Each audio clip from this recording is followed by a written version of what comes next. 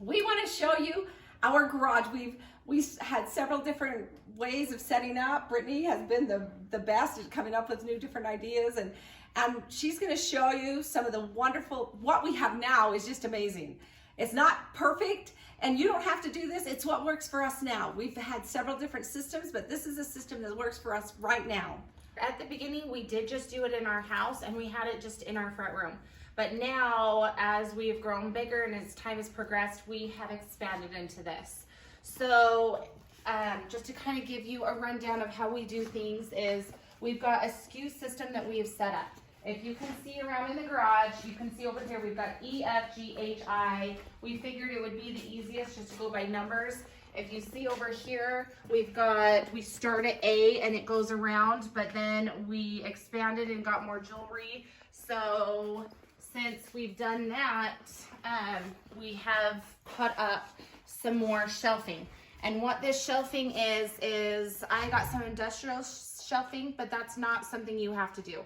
Right here, for an example, is this shelf is just from from Costco. So you can adjust the heights. I just have cardboard boxes that I got from Amazon. There's other places if you want to buy them. Show them the sizes. We have 2-inch. So there's different sizes that you can get. There's a 2-inch. I've got a 4-inch. How long are they? And 18 inches? No. These are 24. So these are 24 inches long. There is, for most shelves, they're 18 inches. But since we have this shelf and we have it pulled out from the wall, I still have the 24-inch shelving. It just, you can't see it, but it sticks out about 4 inches from the back of the wall, from right here to here. But I am just fine to have an overhang just so I can have that extra 4 inches of spacing with my box. And show down here we have a big one. If we have big chunky things, then we use a big, this is 6-inch or 8-inch? No, I wouldn't That's an recommend doing Yeah, 8 inches. that wastes a lot of jewelry. As you can see, we start with N, 01, 02, 03, 04, and we go down. And that way, it's so much better to have all these little boxes than to have, 2, 4, 5 big boxes, and we can put, holy cow, 20 little boxes in the same area. So the reason why we have the SKU system set up as we do is there's people that do different things. They do N for necklace and B for bracelet. That to me was a little bit too complicated with the variety and how many pieces we have. So we went with A, B, C, D, E, and we went around. Then once you look at it, is when you look at the shelf, we start at N001 or B or whatever section you're in, and then it starts from 1 and it goes all the way down to where if I'm on my 2s, if I've got a smaller box, I go down to 286. So there's not going to be more than 286. And my reasoning behind that is you don't want to have to be going through and look for 1,566.